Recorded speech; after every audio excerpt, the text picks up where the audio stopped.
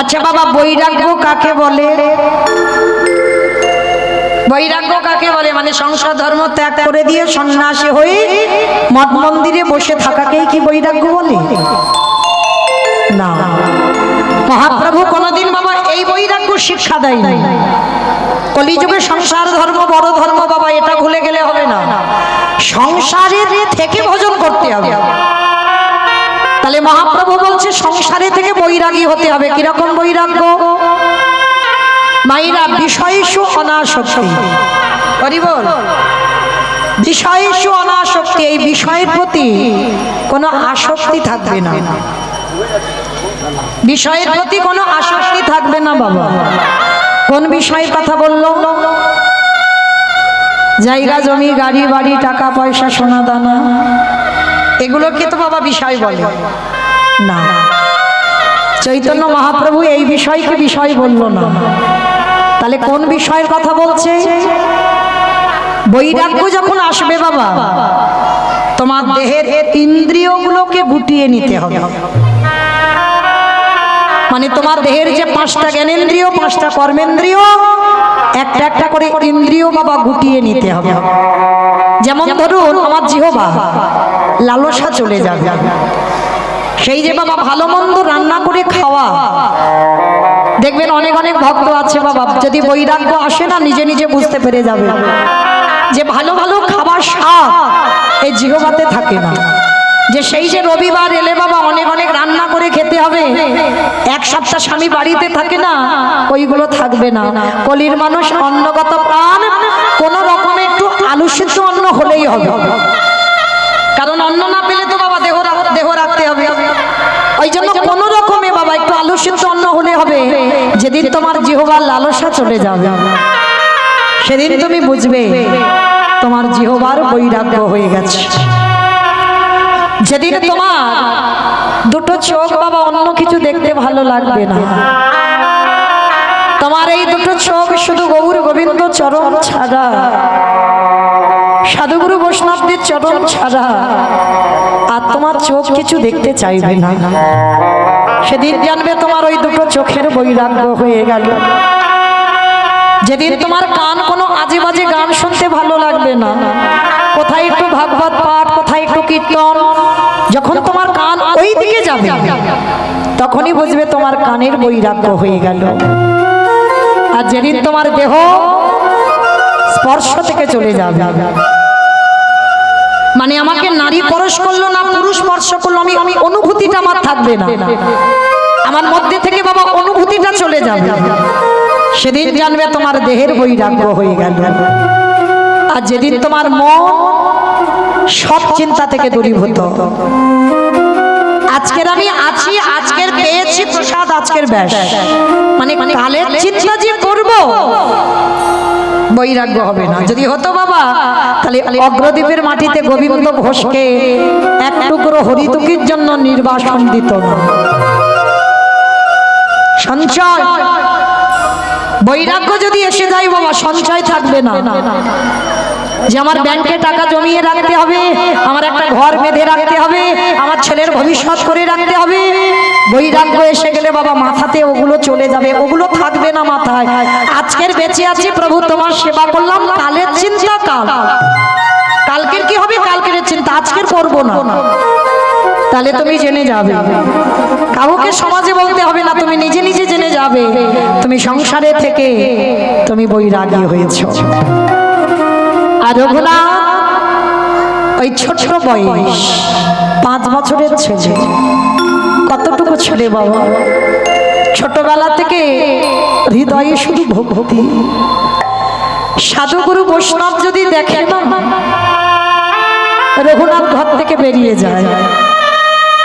জমিদারের ছেলে তো, বাবাদের আয় ছিল মাসে 12 লক্ষ স্বর্ণ মুদ্রা, আর সরকারকে কর দিত বাবা 8 লক্ষ স্বর্ণ মুদ্রা। তা রঘুনাথ সাধুগুরু বৈষ্ণব খোল করতাল বাজলে যদি কোথাও ভাগবত পাঠ হয়, কোথাও যদি হরিনাম হয়, ও রঘুনাথ বাড়ি থেকে বেরিয়ে যায় ওই ছোটবেলা থেকে। আবার প্রহরীরা আবার রঘুনাথকে ধরে বাড়িতে আনে। বাবা যেটা সিদ্ধান্ত নিল যে ছেলেকে তো এইভাবে বেঁধে রাখা যায় না, তো একটা কাজ করা হোক, ওই ছেলেটাকেই আমরা গুরুদেবের আশ্রমে দিয়ে আসবো। আর যদি গুরুদেবের আশ্রমে দিয়ে আসি তাহলে ওখানে ভালো থাকবে, আর খোঁজাখুঁজি করতে হবে না, আর সাধু সঙ্গ নিয়ে কোথাও পালিয়ে যাবে না ছেলে। তা গোবর্ধন আর হিরণ্য দুই ভাই, রঘুনাথ তখন ছোট্ট রঘুনাথকে কোলে করে নিয়েছে। ওদের গুরুদেব হচ্ছে বলদেব আচার্য। আমার এই জায়গাটা খুব মন দিয়ে শুনবে। যেমন আমরা ছেলেদের বোর্ডিং এ দিই, যারা বোর্ডিং এ রেখে পড়াশোনা করাও, ছেলে মেয়ের সঙ্গে বাবা সব সময় মনে করলে দেখা করতে পারবে না, একটা সময় আছে, একটা দিন আছে, সেই দিনে যেতে হবে। আর তখনকার দিনে ধ্রুব বলো, প্রহ্লাদ বলো, এরা সবাই পড়াশোনা করতো, কিন্তু গুরু আশ্রমে থেকে পড়াশোনা, মানে যাতায়াত করে পড়াশোনা নয়। তো আজকে রঘুনাথ 5 বছরের ছেলে, হরিবল। বলদেব আচার্যের কাছে যেই না রঘুনাথকে দিয়েছে, বলদেব আচার্য বলে উঠলেন, গোবর্ধন, হিরণ্য, শোনো বাবা, তোমাদের বড় লোকেদের ছেলে খামখেয়ালি ছেলে হবে। এ বড় লোকেদের ছেলেদের আমি রাখতে পারবো না, কারণ বড় লোকেদের ছেলেরা তো জেদি হয়, ওরা যখন যেটা মনে করবে তখন সেটা চাই। তাই তোমরা ভালোই ভালোই তোমাদের ছেলে নিয়ে যাও, ও রঘুনাথকে আমি রাখতে পারবো না। গোবর্ধন আর হিরণ্য বলছে, গুরুদেব আপনি তো জানেন না আমাদের রঘুনাথের চরিত্র, দুদিন রেখে দেখে, যদি ভালো না লাগে খবর দেবেন, আমি নিয়ে চলে যাব, কিন্তু 2 দিন দেখেন, 2 দিন। বলদেব আচার্য বলল, ঠিক আছে আমি 2 দিন দেখবো রঘুনাথকে, ওর স্বভাব ওর আচরণ যদি ভালো লাগে তো ভালো, না হলে আমি খবর দিলে তোমাদের ছেলে তোমরা নিয়ে যেও, কেমন? ঠিক আছে গুরুদেব, তাই হবে। রঘুনাথকে রেখে গেল। আর তখনকার দিনের পড়াশোনা মানে বাবা ভাগবত, তখনকার দিনের পড়াশোনা আশ্রমে মানে ভাগবত। তা গুরুদেব ভাগবত গ্রন্থ নিয়ে বসেছে বাবা, ঠিক আপনারা যেমন বসে আছেন। শুধু রঘুনাথ তো আশ্রমে একা নয়, অনেক পড়ুয়ারা আছে। আর রঘুনাথ প্রথম গেছে, সবার সামনে বসেছে রঘুনাথ, সবার সামনে বসে গুরুদেব পাঠ করছে, রঘুনাথের হৃদয়টা ভেসে যাচ্ছে। পিছন থেকে যারা পড়ুয়ারা বসেছিল বাবা সব উঠে চলে গেছে, রঘুনাথ কিন্তু ওঠেনি, নয়ন জলে বুক ভেসে যাচ্ছে। তা পাঠ শেষ করে ভাগবত গ্রন্থটা রেখে বলদেবাচার্য রঘুনাথকে কোলে করে নিয়ে বসেছে। রঘুনাথ, রঘুনাথ কি হয়েছে বাবা? বাবা জেঠুর জন্য মন খারাপ হচ্ছে? না গুরুদেব। তাহলে কি তুমি বাড়ি ছেড়ে এসেছো, বাড়ির জন্য মন খারাপ হচ্ছে? না গুরুদেব। তাহলে কি এখানে নতুন এসেছো, তোমার বন্ধু নেই তাই তুমি কাঁদছো? না গুরুদেব। তাহলে তুমি কি আমার ভাগবতের পাঠ তুমি বুঝতে পেরেছো? না গুরুদেব। কিছুই যখন নয় তাহলে তুমি কাঁদছো কেন? তোমার মন খারাপ হচ্ছে না, তাহলে তুমি কাঁদছো কেন? ওই 5 বছরের রঘুনাথ কি বললো জানো? গুরুদেব আমি কি তারে পাবো না?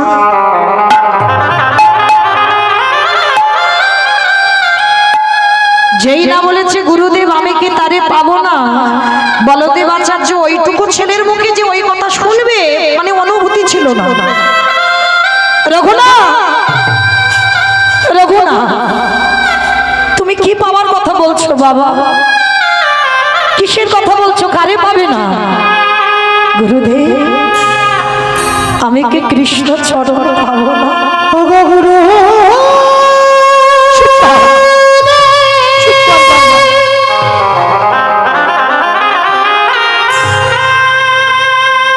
তুমি বলে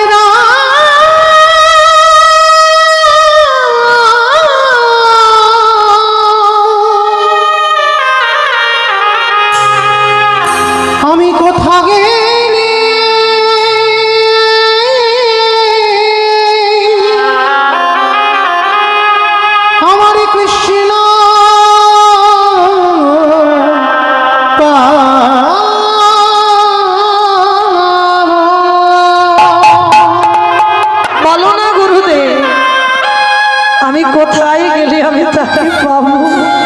আমি কোথায় গেলে একবার দেখা দাও না দয়া। পাবো রে রেখা দেখা ওগো দয়া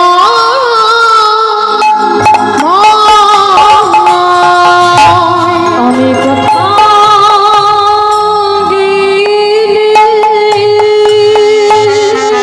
আমি কোথায় গেলে একবার কৃষ্ণ পাবো বলে দাও।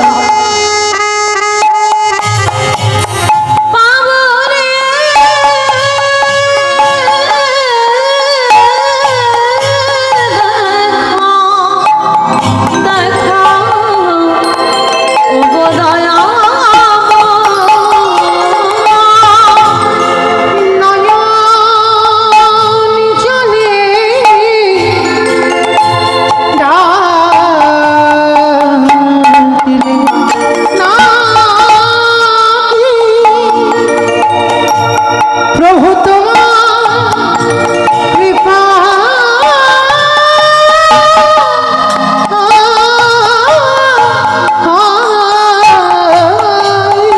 ওই নয়ন চলে বলো না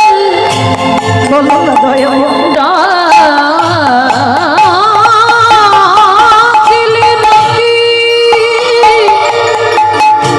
তোমার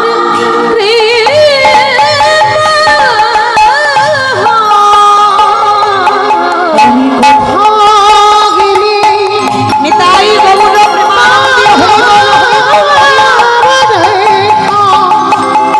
ওগো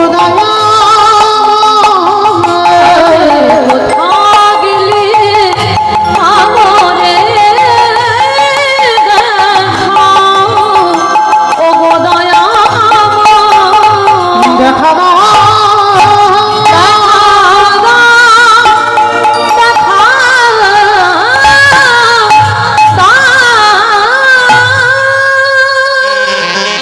ওই বলদেব আচার্য রঘুনাথের হাত দুটো ধরে বলল, রঘুনাথ, রঘুনাথ, এইটুকু বয়সে তোর এত কৃষ্ণ প্রেম, এত কৃষ্ণ ভক্তি কি করে হয়? আমি আশীর্বাদ দিলাম রঘুনাথ, তোর কৃষ্ণ ভক্তি, তোর কৃষ্ণ দর্শন হবেই হবে। গুরুদেব বলদেব আচার্য আশীর্বাদ দিল। আর কিছুদিন পরে বাবা নামাচার্য হরিদাস ঠাকুর বেনাপুলের জঙ্গল থেকে লক্ষ হীরাকে উদ্ধার করে যেই না বলদেব আচার্যের ঘরে এসেছে, আশ্রমে এসেছে, সমস্ত পড়ুয়ারা ওই বলদেব আচার্যের ঘরে যারা যারা থাকতো হরিদাস ঠাকুরকে দেখে পঞ্চাঙ্গ প্রণাম। এই জগতে বাবা নামাচার্য হরিদাস ঠাকুরের মতো নাম জপ কেউ করতে পারে না।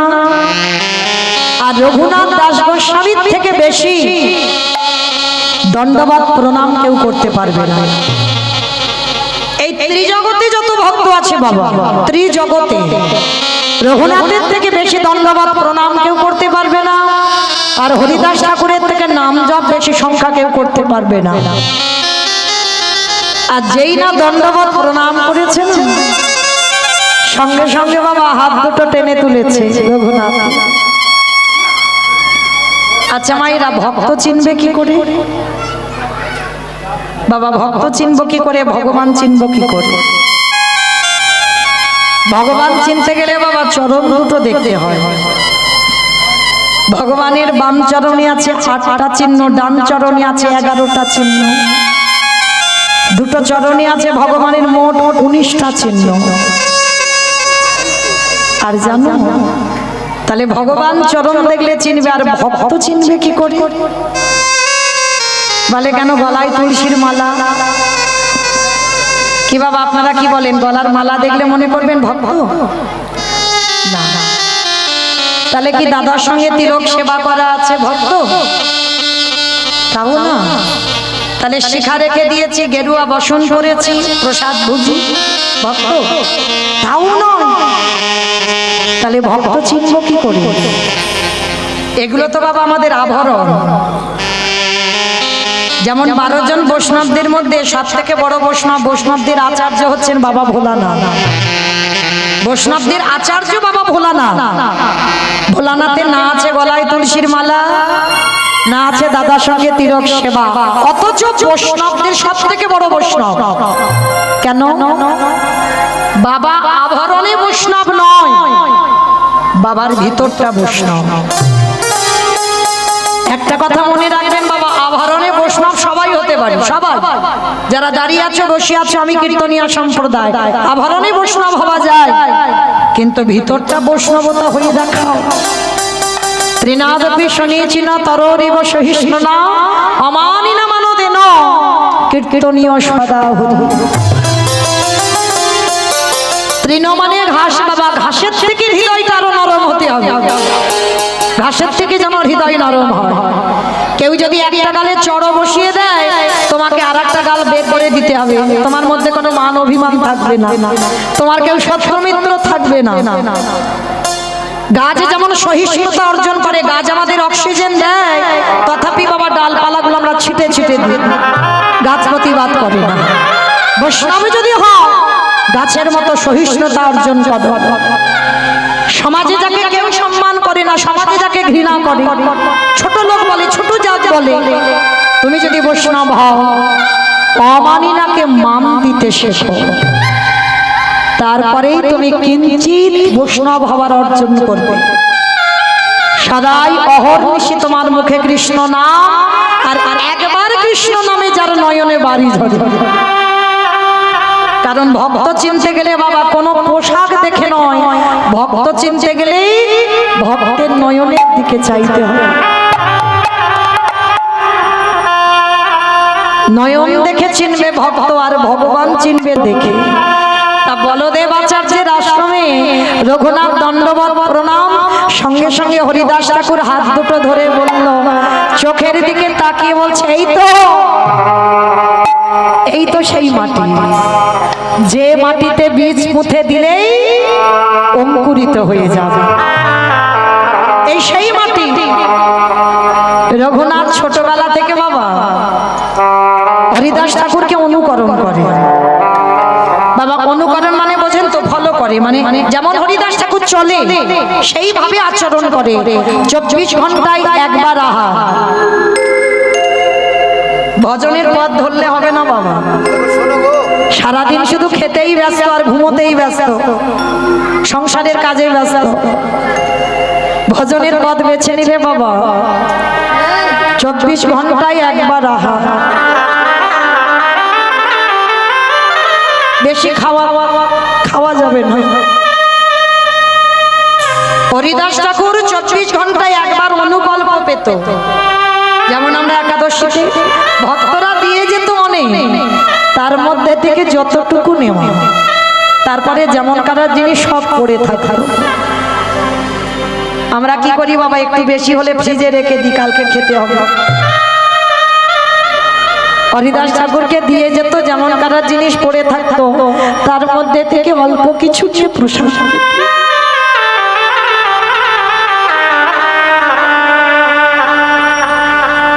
একটা বহির্বাস আর একটা অন্তর্বাস। মাটির উপরে খড়ের বিছানায় ঘুমানো, আমাদের মতো রাজপালককে নয়, এসি ঘরে বক্সওয়ালা খাটে নয়।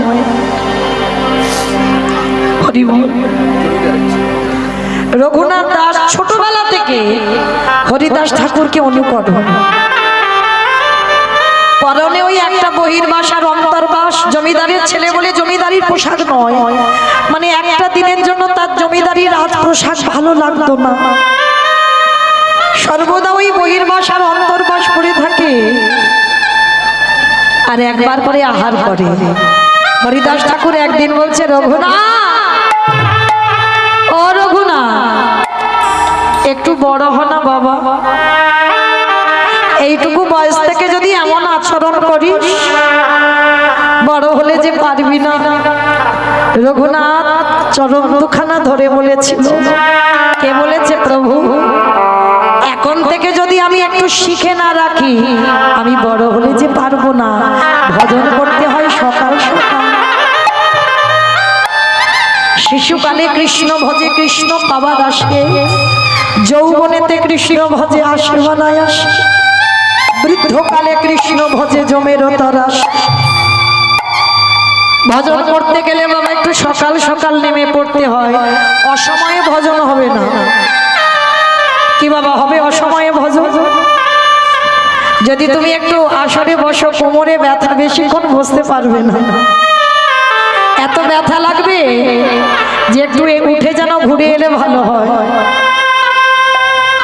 তাহলে অসময়ে ভজন হবে না। রঘুনাথ বেশ কিছুদিন ওই আশ্রমে থাকলো, আর আশ্রম থেকে চলে যাওয়ার পর বাবা শুরু হলো বাবা কৃষ্ণ প্রেমে পাগল। যেমন আমার চৈতন্য মহাপ্রভু বাবা যতদিন নবদ্বীপে ছিল কৃষ্ণ নামে অত উন্মাদ নয়, যখন বাবার নামে গয়ায় পিণ্ডদান করে এলো তারপরেই তো উন্মাদ।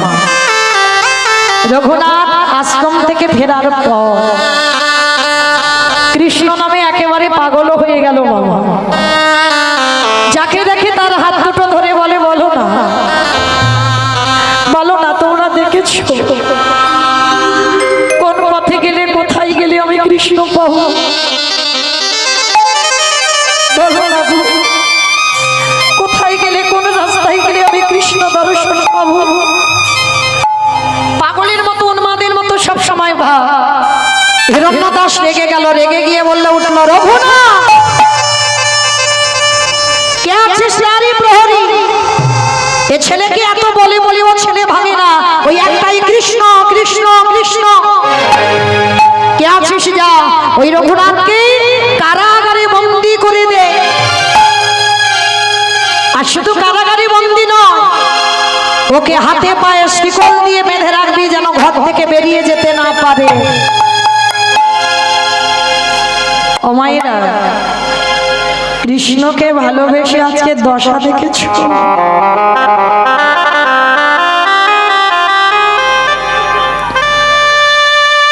হাতে পায়ে শিকল দিয়ে রেখে দেবে, যেমন প্রহ্লাদকে রেখেছিল বাবা, হরিনাম করেছিল বলে কারাগারে, ঠিক ওই রকম রেখে দিয়েছে। যেই না বলেছে আজকে রঘুনাথকে কারাগারে রাখা হবে, বন্দী করা হবে, রঘুনাথের খুব আনন্দ। আনন্দে হেসে বলল, জেঠু জেঠু ঠিক বলেছো, ঠিক বলেছো জেঠু, আমি কারাগারে থাকলে আমি খুব ভালো থাকবো। কেন জানো?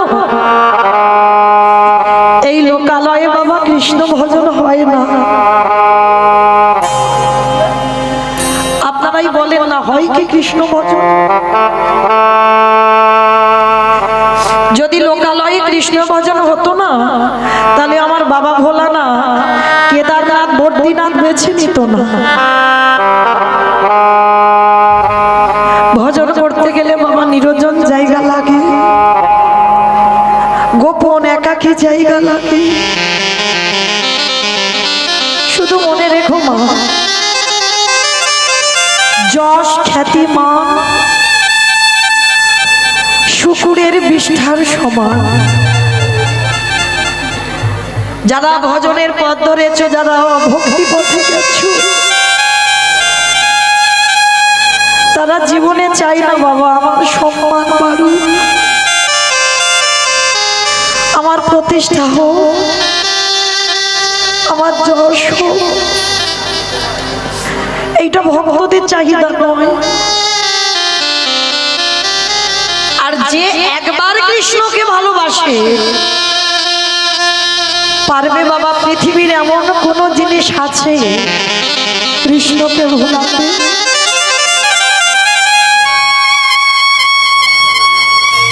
কে গো মায়েরা বলেন না, আছে এমন জিনিস কৃষ্ণ ভোলানো যায়?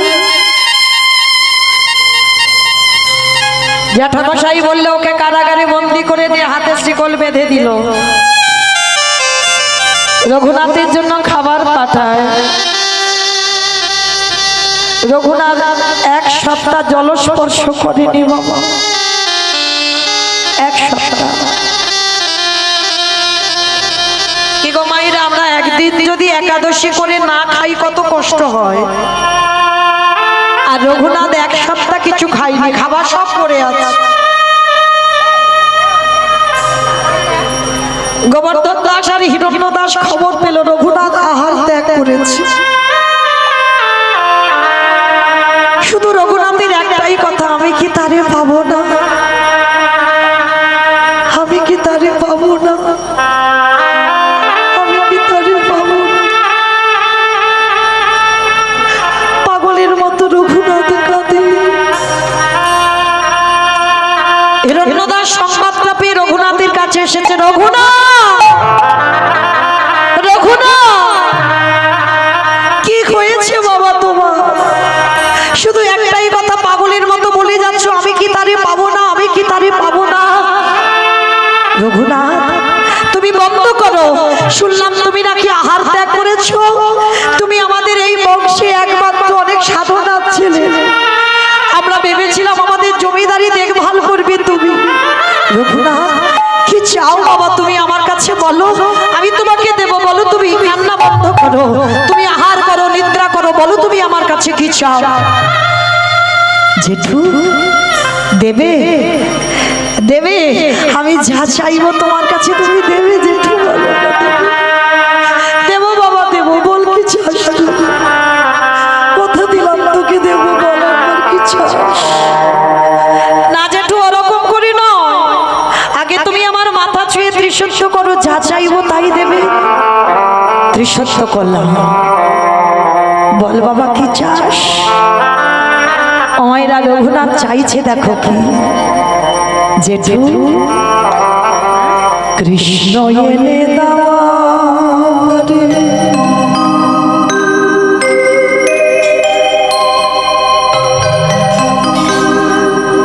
কৃষ্ণ এলে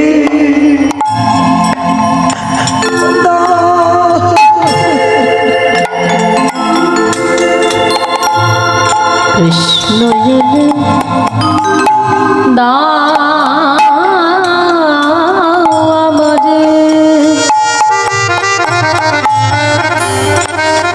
কৃষ্ণ এলে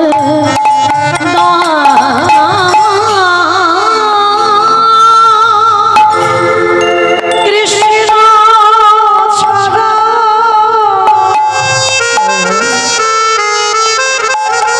আমার প্রাণ বাঁচে না। আমার কৃষ্ণ এলে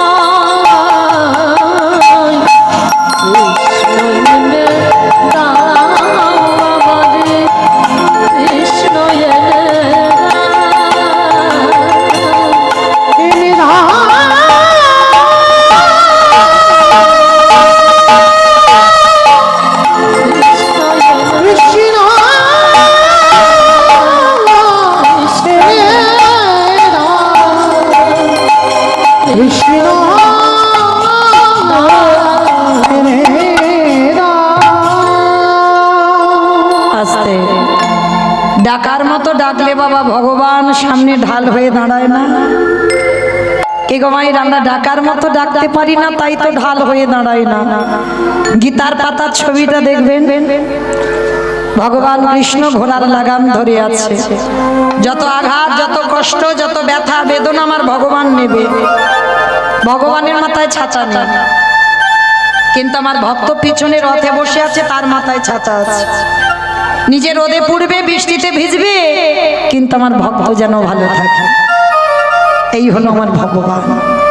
তাহলে যে ভক্তের জন্য ভগবানের এত অহিতুকি কৃপা, সে ভক্তটা তো যেমন তেমন ভক্ত নয় মা। কেমন ভক্ত ছিল জানো? শুনে নাও।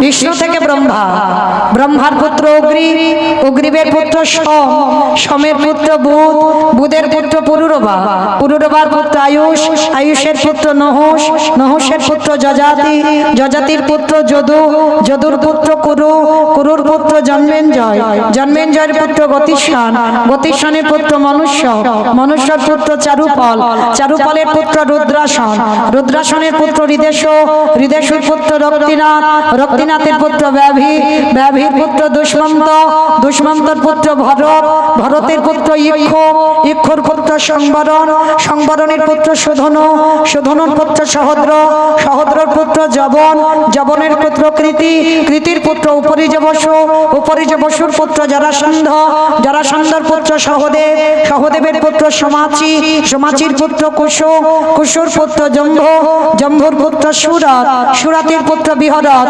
বিহরতির পুত্র আজুকানু, আজুকানুর পুত্র অগ্রধর, অগ্রধরের পুত্র দেবঋষি, দেবঋষির পুত্র ঋক, ঋকের পুত্র বিদি, বিদিকের পুত্র পতিত, পতিতের পুত্র শান্তনু, শান্তনুর পুত্র বিচিত্রবীর্য, বিচিত্রবীর্যর পুত্র পাণ্ডু, পাণ্ডুর তৃতীয় পুত্র যে রথে বসলো, যার নাম হলো তৃতীয় পাণ্ডব অর্জুন।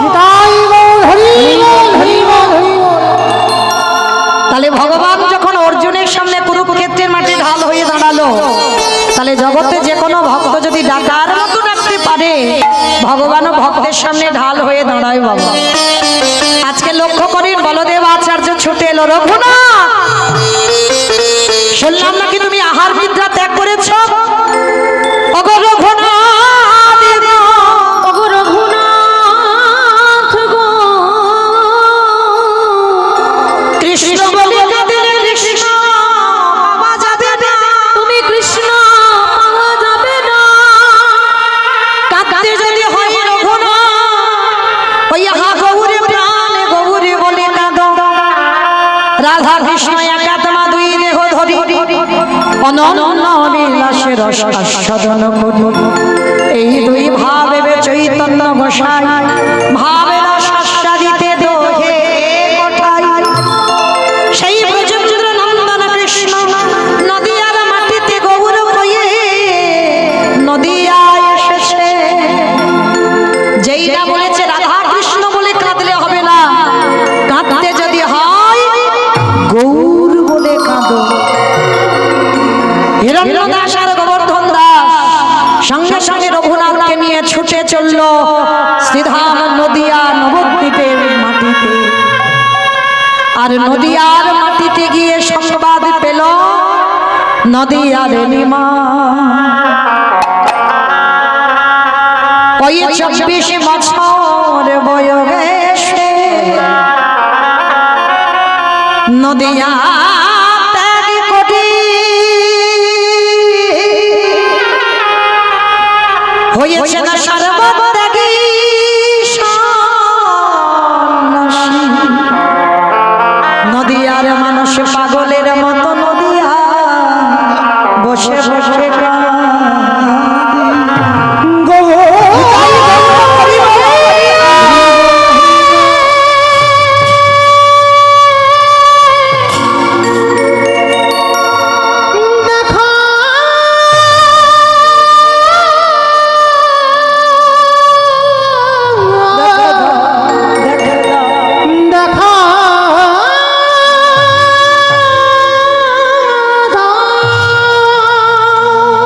নবদ্বীপে গিয়ে খবর পেল নদিয়ার নিমাই নদিয়ায় নেই, সন্ন্যাসী চলে গেছে। গুণগুণী প্রাণে কাঁদে, কি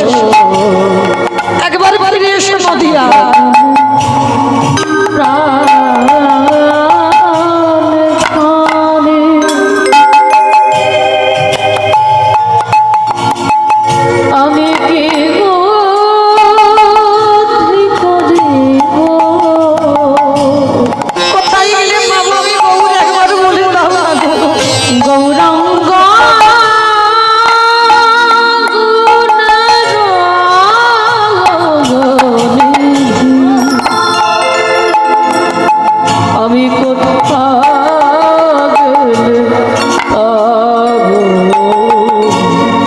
কি আর করিবে দয়া পতিত দেখিয়া কোথায় গেলে পাবো দুর্লভ হরির নাম কে দিবে যাচিয়া কে আর করিবে দয়া এই পতিত দেখে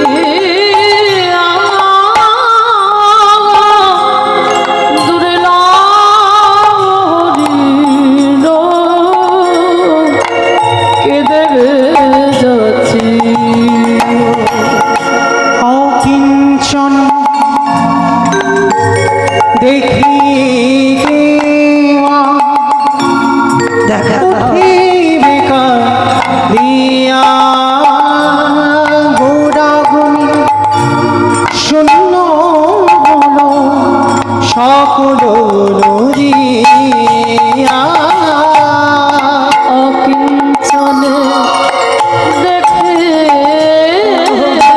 কেবল উঠিবে কাঁদিয়া গোড়াবিলে শূন্য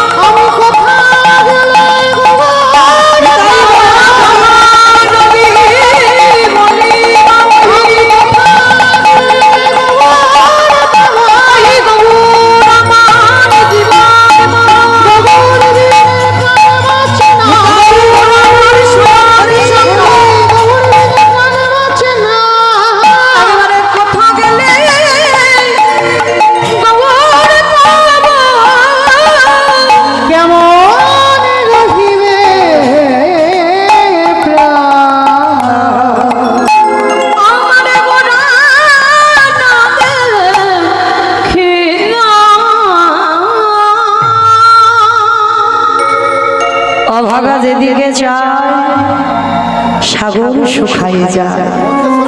নবদ্বীপে যদি বা এলো, কিছুতেই বাবা নিমায়ের সন্ধান পেল না, সন্ন্যাসে চলে গেছে। গোবর্ধন দাস আর হিরণ্য দাস রঘুনাথের হাতে পায়ে ধরে বলল, চল বাবা ঘরে ফিরে চল, নিমাই তো আর নেই নবদ্বীপে। কাঁদতে কাঁদতে ফিরল হুগলি জেলায় আদি সপ্তগ্রাম। কিন্তু আমার প্রভু সন্ন্যাসের পরেও বাবা 14 বছর পরে ফিরেছিল। কোথায়? শান্তিপুরে অদ্বৈত আচার্যের ঘরে। আর তখনকার দিনে রঘুনাথ দাসের বাবারা তো জমিদার, আর যখন ফিরেছে বাবা অদ্বৈত আচার্যের ঘরে, সবার আগে রঘুনাথের বাবা জ্যাঠার কানে খবর গেছে যে প্রভু আমার সন্ন্যাসের পর শ্রীকৃষ্ণ চৈতন্য মহাপ্রভু নাম নিয়ে ফিরেছে অদ্বৈত আচার্যের ঘরে। আর শোনা মাত্র বাবা রঘুনাথকে বলছে, রঘুনাথ, ও রঘুনাথ, চলো চলো চলো, আর দেরি নয়, এক্ষুনি চলো, তোমার প্রভু নিমাই সন্ন্যাসের পরে ফিরেছে শান্তিপুরে। বাবা সঙ্গে সঙ্গে শান্তিপুরের মাটিতে গেল, আর গিয়ে দেখছে বাবা প্রভু আমার হরি নামে মেতে আছে উন্মাদ। যেমন আজকের আমি গাইছি, আপনারা বসেছেন শান্তিপুরে অদ্বৈত আচার্যের ঘরে, প্রভু আমার কীর্তনে মেতে আছে, আর ভক্তরা সবাই কীর্তন শ্রবণ করছেন। রসে তনু ঢঢ ঢঢ গৌর কিশোর পদ, রসে তনু ঢঢ ঢঢ গৌর কিশোর পদ, রসে তনু ঢঢ ঢঢ আমার গোরারি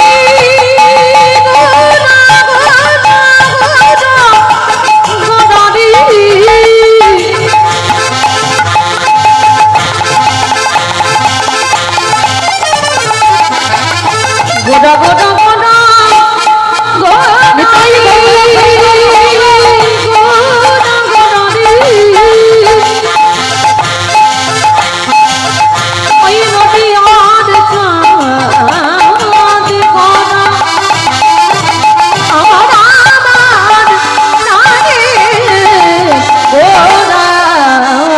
রসে তনু ঢড় ঢড় বহুর কিশোর বড়, শ্রীকৃষ্ণ চৈতন্য, শ্রীকৃষ্ণ চৈতন্য, শ্রীকৃষ্ণ চৈতন্য, শ্রীকৃষ্ণ চৈতন্য, এ সমনি গুরু কথা কহিতে অন্তরে ব্যথা, এ সমনি গুরু কথা কহিতে অন্তরে ব্যথা, এ সমনি গুরু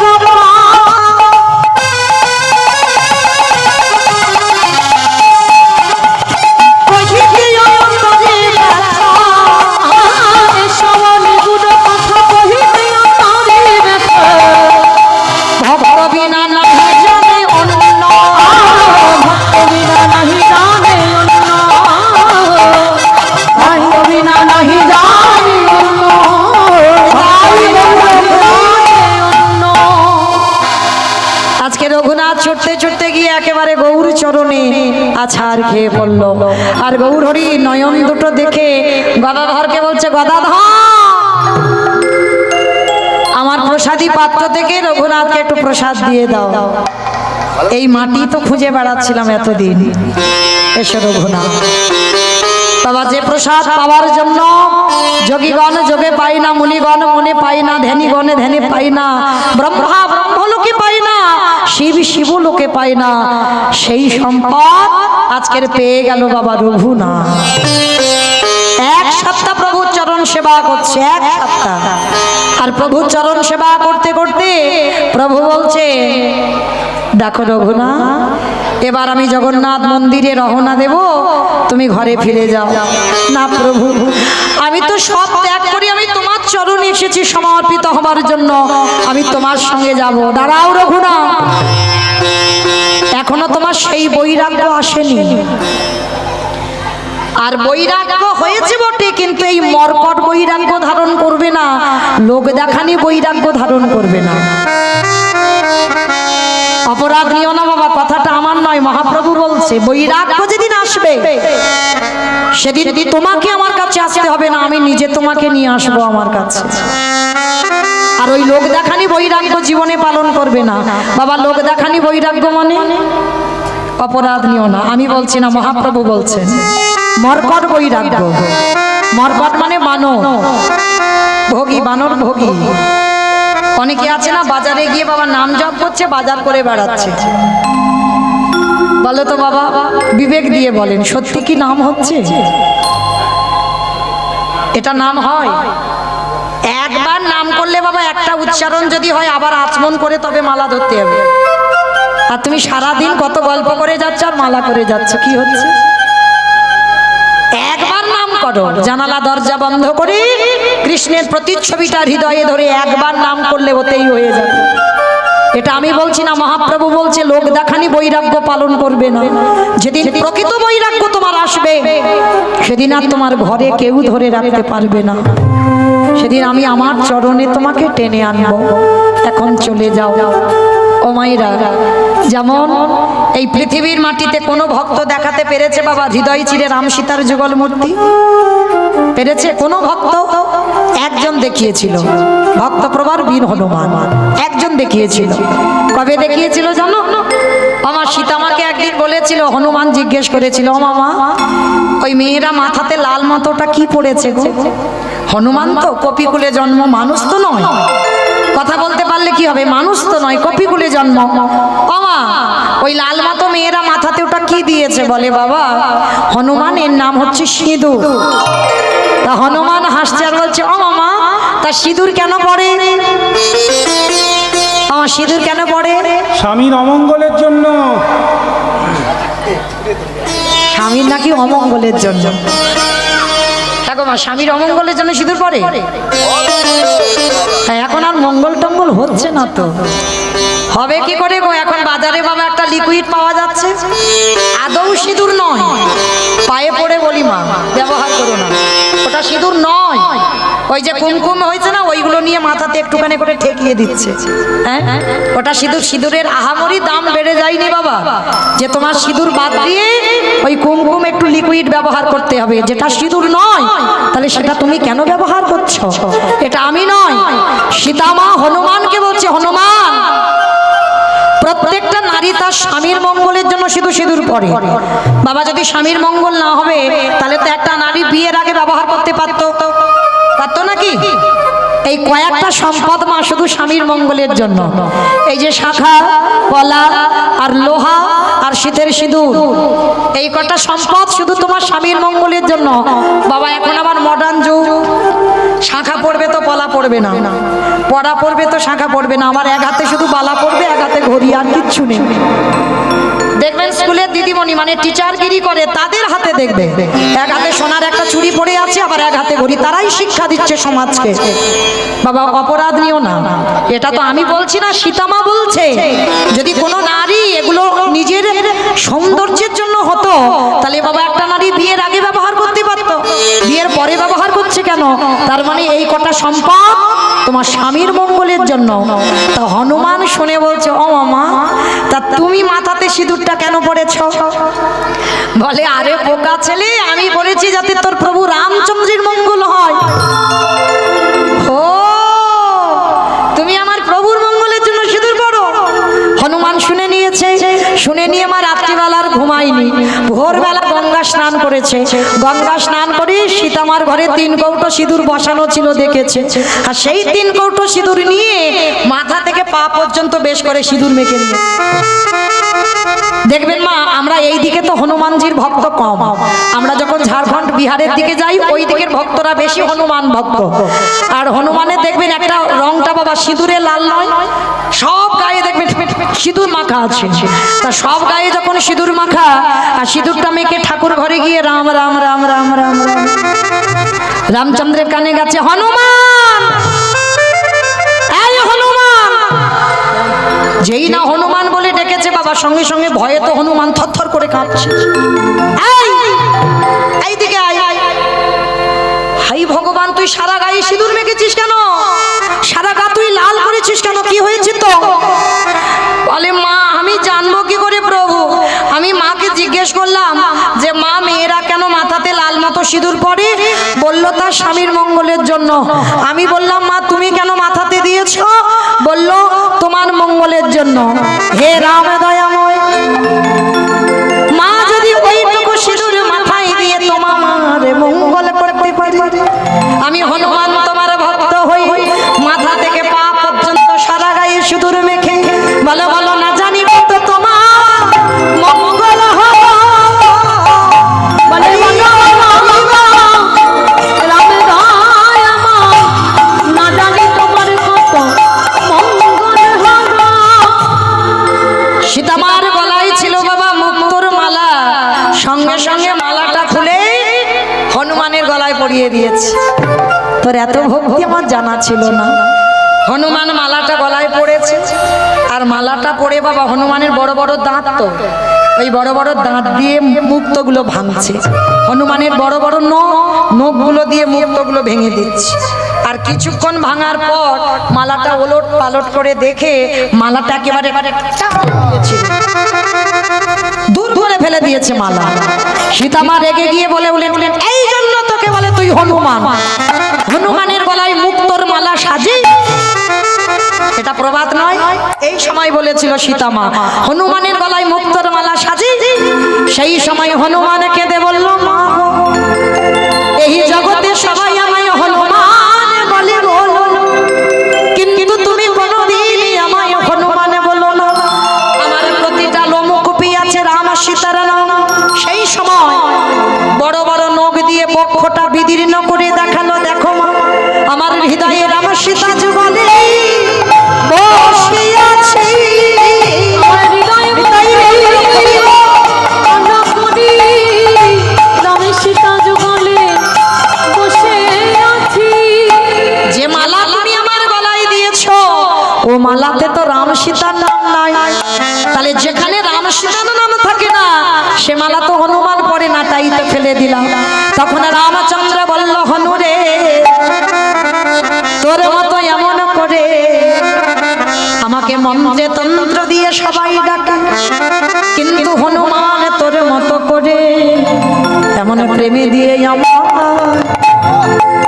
আমায় কেউ ডাকে না রে। নিতাই গৌর হরি বল হরি বল হরি বল। সবাই ডাকে এমন প্রেমে দিয়ে আমায় কেউ ডাকে না। আস্তে অমাইরা লীলাতে কোথায় ছিলাম? সে আমার গন্ডগোল হয়ে গেছে। আমা কোথায় ছিলাম গো? কে শুনছো বলবে তো, শুনিনি। রঘুনাথ বেশ হরিবল শুনছে, একজন হলেও তো শুনেছে হরিবল।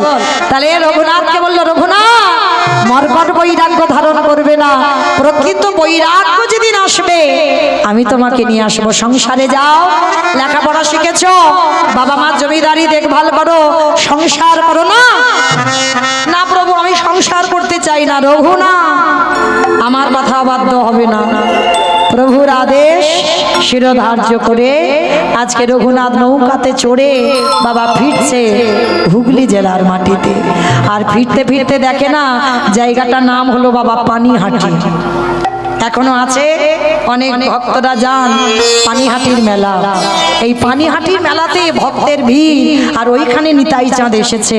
তা আমার রঘুনাথ যেতে যেতে ওই লোকের ভিড় দেখে ভাবলো কই দেখি তো একবার গিয়ে।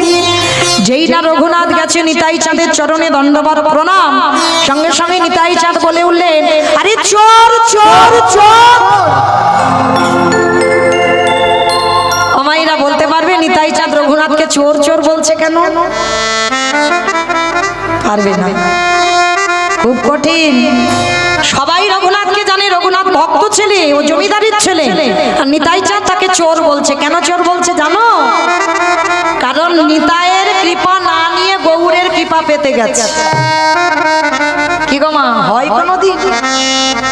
এই কলির মানুষ আমরা, যেমন দাপরের মানুষরা বাবা আগে রাধা চরণ আশ্রয় করতে হবে, তারপরে গোবিন্দ চরণ। আর রাধা বলে না কাঁদরে বাবা গোবিন্দ কৃপা করবে না। হ্যাঁ? ঠিক নবদ্বীপের মাটিতে আমার নিতাই চরণ না ভজলে আমার গৌর চরণ পাওয়া যাবে না। অগণিতাই পদ কলা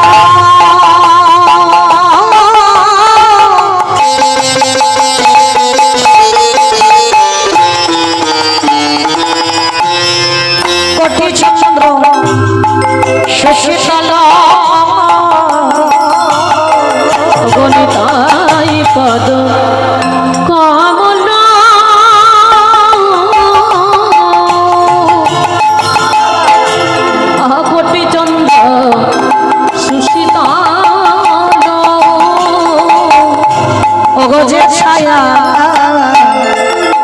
জগৎ জোড়া অগাধের ছায়ায় যে ছায়া জগৎ জোড়া হেন নিতাই বিনে রে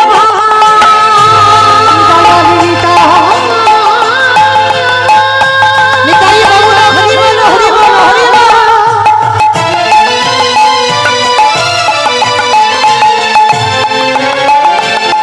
দয়াল নিতা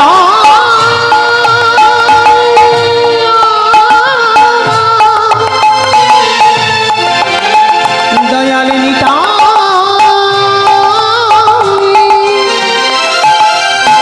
দয়াল নিতাই নিতাই নিতাই আমার হলো নিতাই দিনে রে ভাই রাধা কৃষ্ণ পাইতে না তোমরা বিরহী ধননী তায়ের একেবারে দৃঢ় করি ধর নিতাই পায়। বলি ভজ ভজ আগে বল। নিতাই ভজ তোমরা নিতাই ভজলি আমার গৌর পাবে একেবারে ভজ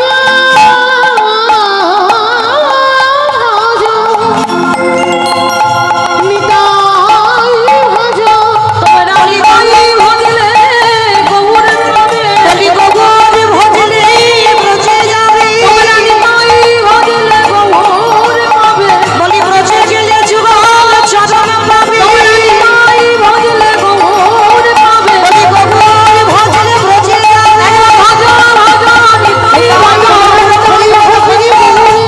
ভজ নিতাই ভজ ভজ ভজ নিতাই ভজ ভিড় করে ধরলে তায়ের পায় ভিড় করে ধরনি তায়ের পায় রঘুনাথকে বলল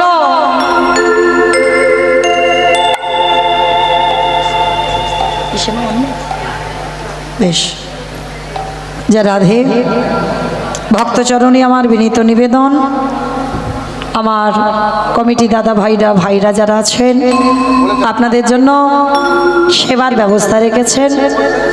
প্রত্যেকে আপনারা প্রসাদ পাবেন। তারপরে পরবর্তীতে আরও দল আছে, আরও লীলা কীর্তন। 11টা করো না, পৌনেতে পাঠা, আমি বললাম তো। জয় রাধে। পৌনেতে পাঠিয়ে দাও, পৌনেতে হরি বল। তো আজকে আমার কমিটি দাদা ভাইরা সেবার ব্যবস্থা যেহেতু রেখেছেন, কৃপা করে আপনারা চলে যাবেন না মা, কারণ এই ভগবানের হরিবাসরে প্রসাদ পাওয়া এটাও সৌভাগ্য। প্রত্যেকে প্রসাদ পাবেন, আবার পরবর্তীতে লীলা কীর্তন শ্রবণ করবেন। আর আপনাদের চরণে আমার একটা নিবেদন, যেমন ধরেন মা, এই কীর্তন চালাতে গেলে বাবা আমার আছে বলে কীর্তন গাওয়াবো হবে না। আমার অনেক অর্থ আছে, আমি হরিবাসর তৈরি করি, হরিবাসরে ভক্তদের নিমন্ত্রণ করে কীর্তন গাওয়াতে পারি, কিন্তু প্রভু আমার শ্রবণ করে না। কেন? যতক্ষণ না দাঁড়িয়ে দাঁড়িয়ে গিয়ে মাধুকরী করছ। তাই আমার কমিটি দাদা ভাইরা আপনাদের কাছে যাবেন, যার যেমন সামর্থ্য আছে, যার যেমন ক্ষমতা আছে, কৃপা করে আপনারা আমার ওই দাদা ভাইদের আঁচলে একটু দেবেন।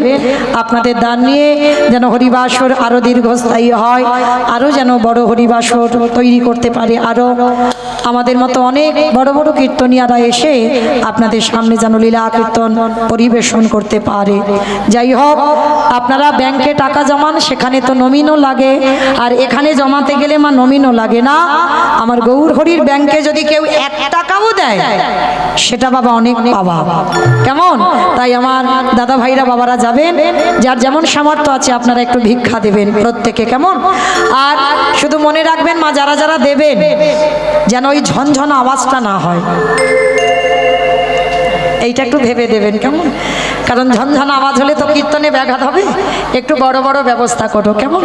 নিতাই গৌর প্রেমানন্দে হরি বল হরি বল। হরি বল। যাই হোক, আমার দাদা ভাইদের বলবো আপনারা একটু ভিক্ষার আঁচল নিয়ে যান, কারণ ভিক্ষা না করলে কীর্তন সার্থকতা হয় না। তাই আপনারা যাবেন মাধুকরীর জন্য। বেশ, আমার দিদি ভাইরা, আমার মাতাজি যাচ্ছেন, আমার মায়েরা যাচ্ছেন আপনাদের চরণে। প্রত্যেকে যে যার কাছে যেমন আছে, যেমন সামর্থ্য, আপনারা ওনাদের ভিক্ষা না চলে দেবেন। শুধু মনে রাখবেন, পেটে খাওয়ার জন্য ওরা ভিক্ষা করছে না, হরিনাম যজ্ঞের জন্য, ভক্ত সেবার জন্য ওরা আজকে ভিখারি হয়ে দাঁড়িয়েছেন। নিতাই গৌর প্রেমানন্দে হরি বল হরি বল। তবে মা সবাই কিন্তু দেবেন, কেমন? যাবে না কেউ। কেউ যেন বলছি বলি আমার উঠে চলে যাবেন না।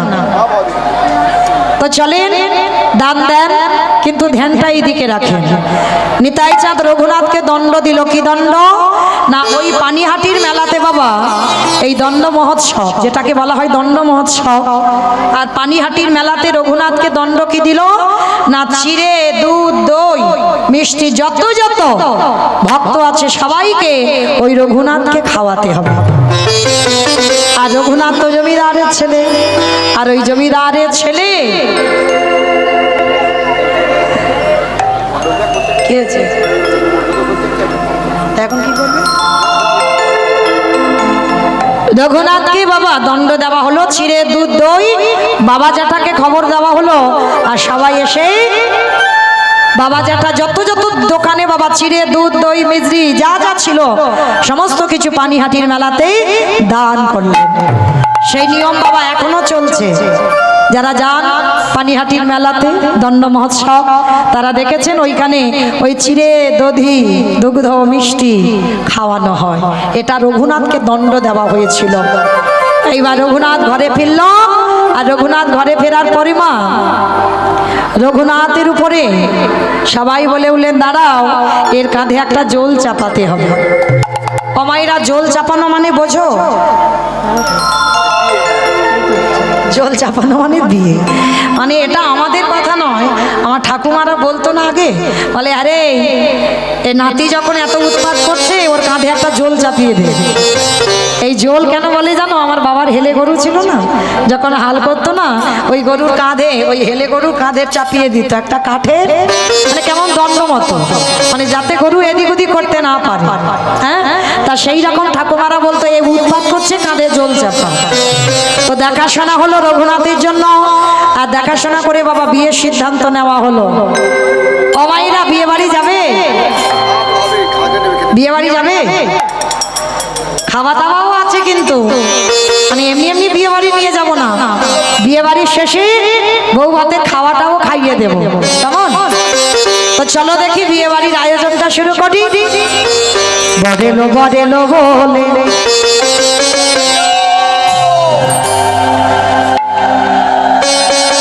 পড়ে গেল সারা গো, ও বদল বদল বলে পড়ে গেল সারা। বরিল বলি পড়ে গেল সারা গো। ও বদল বদল বলে পড়ে গেল সারা।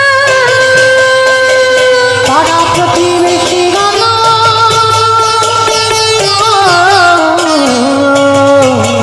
সবে হলো দিশাহারা গো, হলো দিশাহারা। পাড়া প্রতিবেশী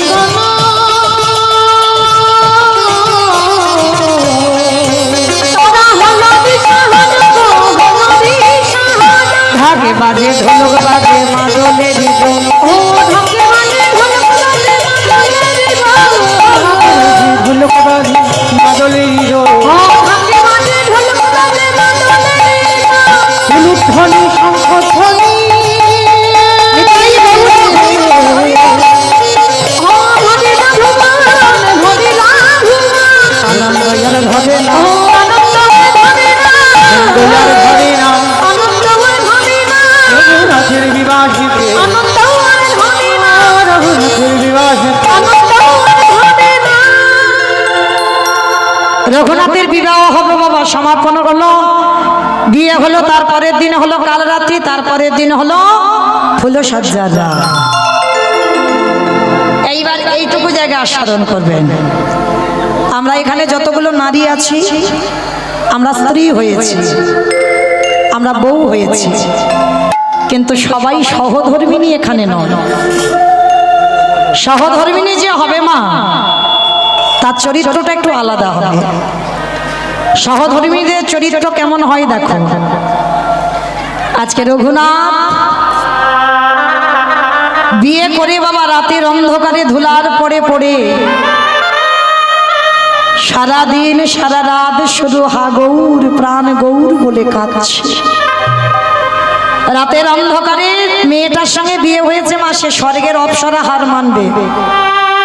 মানে রঘুনাথকে তো কৃষ্ণ ভোলাবার জন্য বিয়ে দেওয়া, সে মেয়ে তো নয়, মানে স্বর্গের অপ্সরা হার মানবে, মানে কেমন রূপবতী। আর সেই নারীটা এসে দাঁড়িয়েছে রঘুনাথের সহধর্মিণী হয়ে। প্রথমে স্বামীর চরণে প্রণাম করেছে। আর রঘুনাথ জীবনে নারী বদন দেখেনি বাবা, জীবনে নারী বদন দেখেনি। আমাইরা জানো, যদি কোনো পুরুষ সরাসরি নারী বদন দেখে বাবা তাতে অপরাধ হয়। অনেকে জানে না, সরাসরি যদি নারী বদন দেখো তাতে পাপ দশায়। নারী বদন দেখবার আগে একবার নারীর চরণ দুটো দর্শন করে বদন দেখতে হয়। যদি বলো আমি মৌমিতা বলছি না, আমার কথা নয়। যখন ত্রেতা যুগে রামচন্দ্র 14 বছর বনবাসে ছিল, যেদিন অযোধ্যায় এসে সিংহাসনে বসলো না, পিছনে বাবা ভরত ছত্র ধরেছিল। আর ছত্রটা ধরে বারবার আমার লক্ষ্মণ রামের গায়ে ঢলে ঢলে পড়েছে, মানে কিছুতে দাঁড়াতে পারছে না ছত্রটা নিয়ে। রামচন্দ্র রেগে গিয়ে বলেছিল, ভরত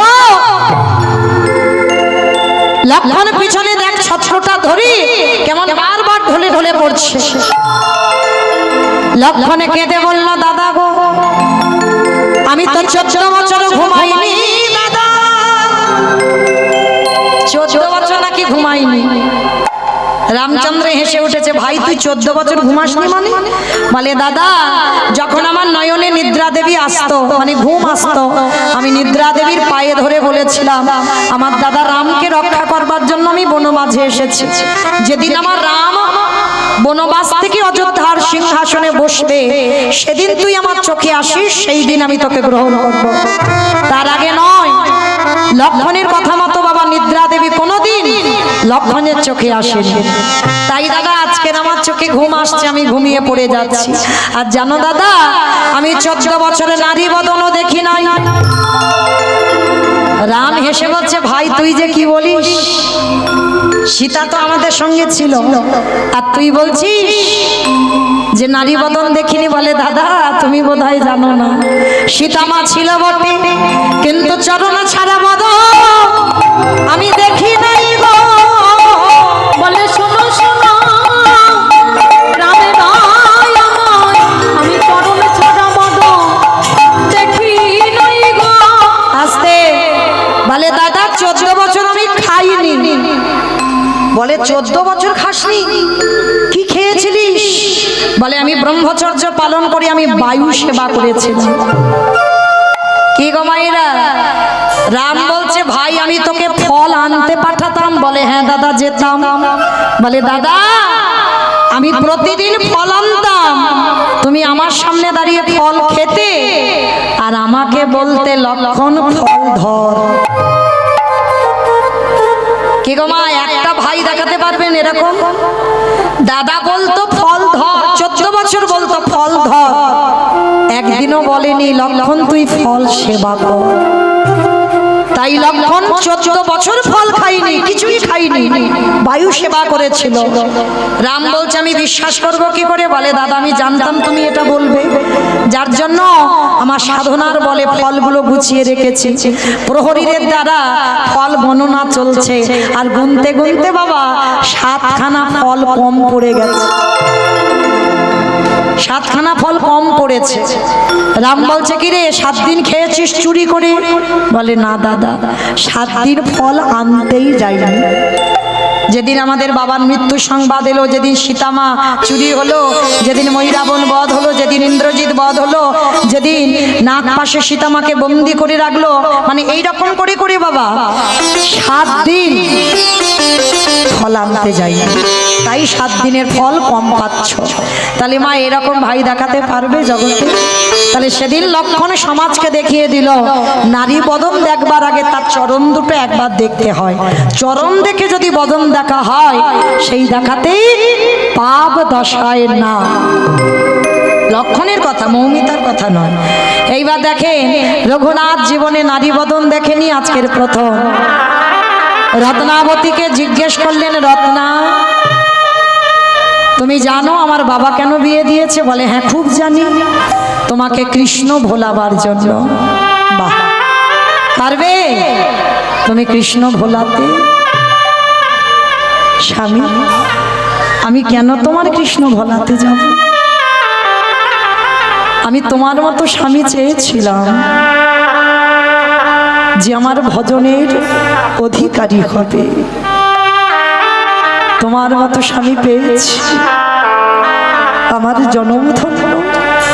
বাহ রত্না, কিন্তু স্বামী তুমি এত কাঁদছো কার জন্য? পারবে এই রাতের অন্ধকারে তার কাছে আমার পাঠাতে?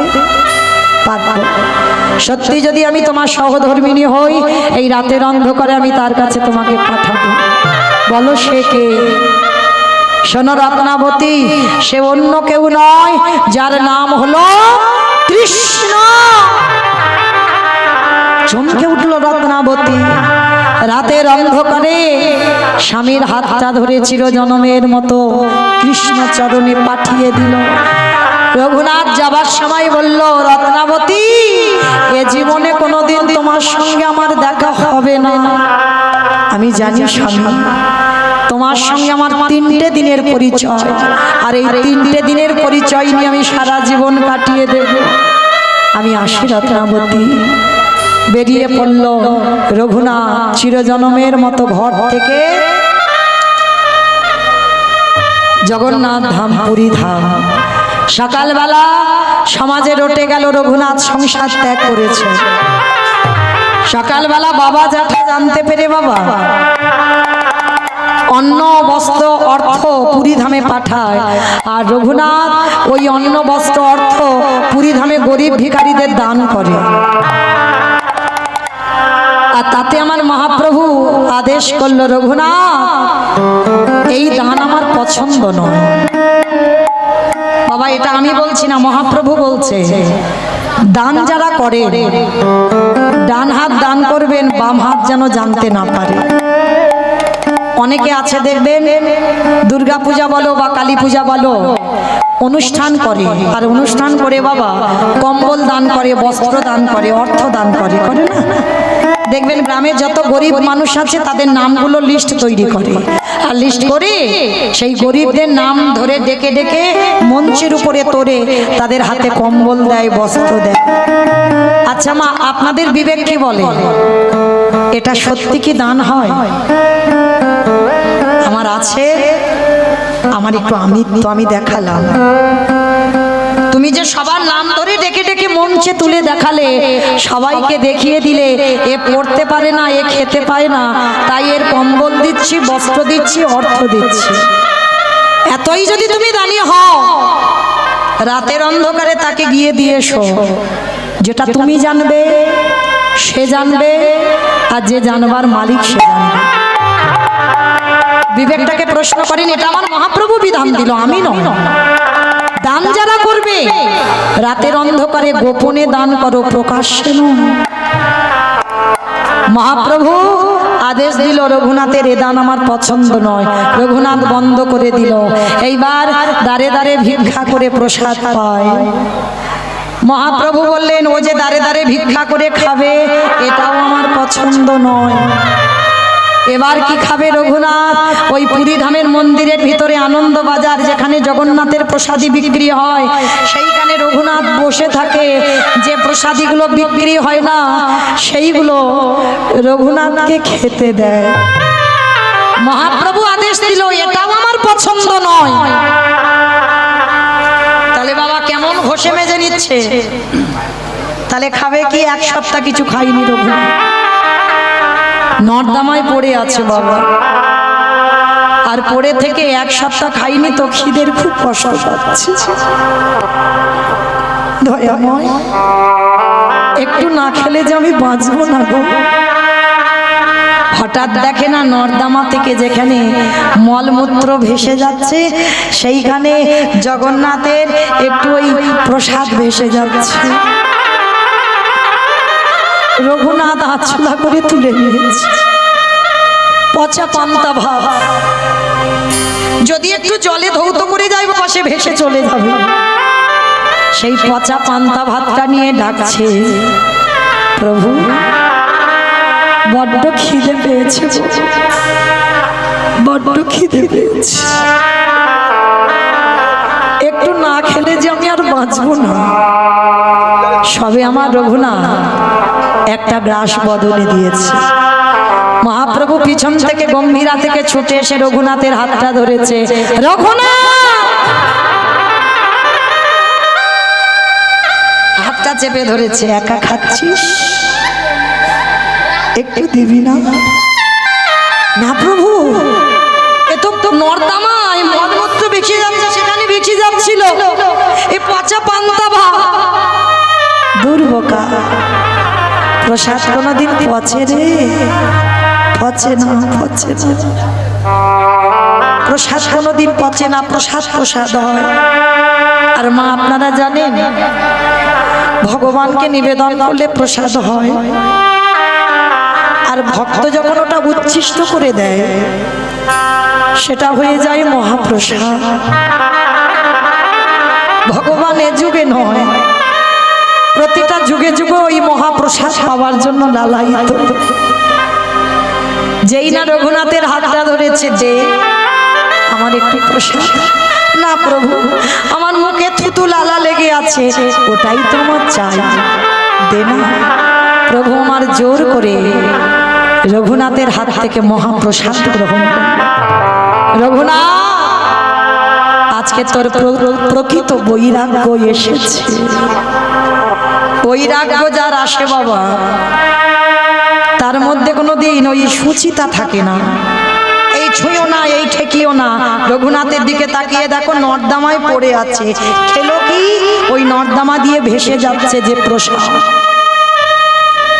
ভক্তদের দিকে তাকিয়ে দেখবেন বাবা, সব ভক্তদের চরিত্র এইরকম। আজকে রঘুনাথ চরণ দুখানা জড়িয়ে ধরে বলছে, গৌরী এবার তোমার চরণে আশ্রয় দাও। বলো রঘুনাথ, তুমি কি চাও? কিছু নয় প্রভু, আমি বৃন্দাবন যেতে চাই। স্বরূপ দামোদরের হাতে তুলে দিল। স্বরূপ দামোদর নিয়ে চলে গেল রাধা কুণ্ডের তীরে। আর রঘুনাথ ভজন করতো বাবা, কোনোদিন কুঠিরে বসে ভজন করেনি, আচ্ছাদনহীন। মানে ওই রোদ বৃষ্টিতে পড়ে, ওই রোদ বৃষ্টিতে ভিজে রঘুনাথ নাম করে।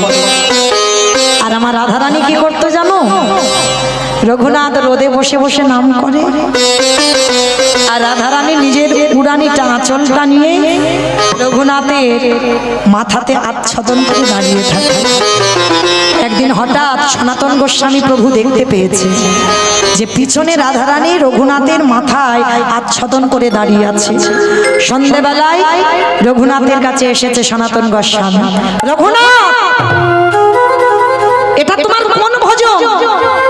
তোমার জন্য আমার রাধারানী ওই রোদে দাঁড়িয়ে তোমাকে আচ্ছাদন করে আছে। কেন তুমি আচ্ছাদনে বসে ভজন করছো না? তুমি এই রোদে পড়ছো বলে আমার তোমার জন্য রাধারানী কষ্ট পাচ্ছে।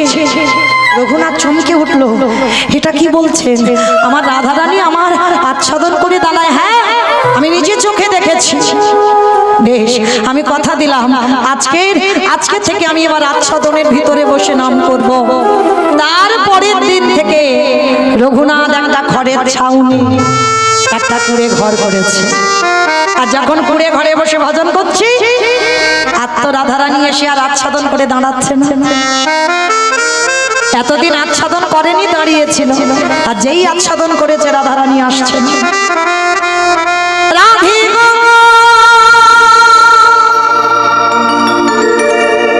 রাধে গো,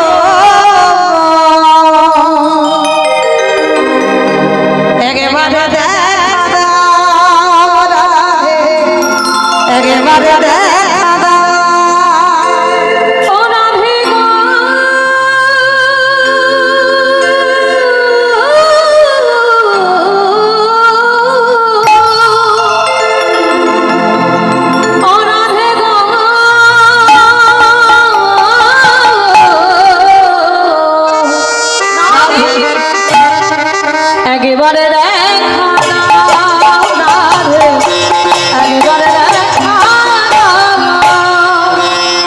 শ্যাম সায়রের মডালি রাধে,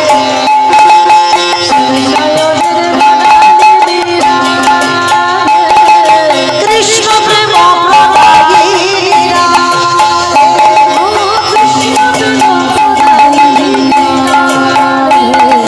শ্যাম পক্ষের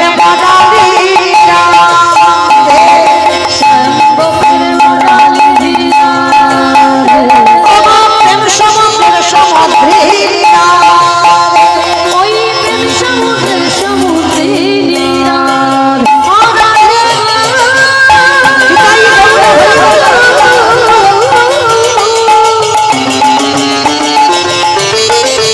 ও রাধে গো।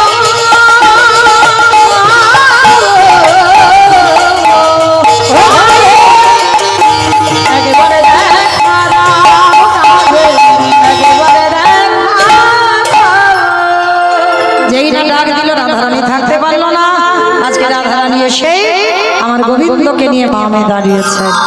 সাক্ষাতে রঘুনাথ আমার রাধা গোবিন্দের যুগল দর্শন করলেন, আর যুগল দর্শন করে বললেন, রাধে আমি আমার এই রাধা কুণ্ডের তীরে দামোদর মাসে নিয়ম সেবার মাসে বাবা হারাই হারাই বলে কাঁদতে কাঁদতে দেহটা সমাধিস্থ করে দিল। যে রাধা কুণ্ডের তীরে মানত করে রঘুনাথকে পেল, সেই রাধা কুণ্ডের তীরে জীবনের শেষ সময়টা কাটালো। তাহলে মায়েরা আমরা লীলা শুনে আস্বাদন পেলাম কি?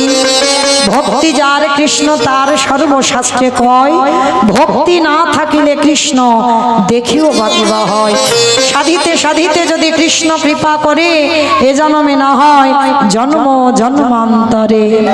রাধা গোবিন্দ যুগলে দাঁড়ালেন, ভক্তগণ সাক্ষাতে যুগল দর্শন দিলেন। শ্যামের বামে, ওহ শ্যামের বামে, শ্যামের বামে দাঁড়াইল নবীন কিশোরী গো।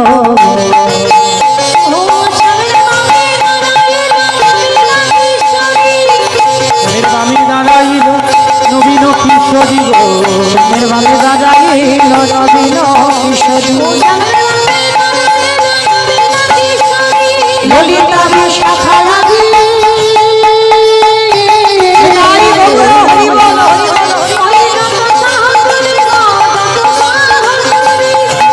সবাই দেখে যাবার সময় হাত দুটো তোলো দেখি মা।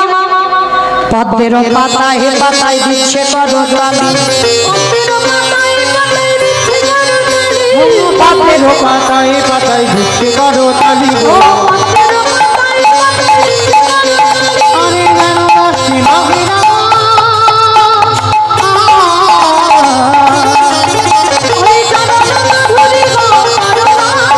তাই গৌর হরি মা।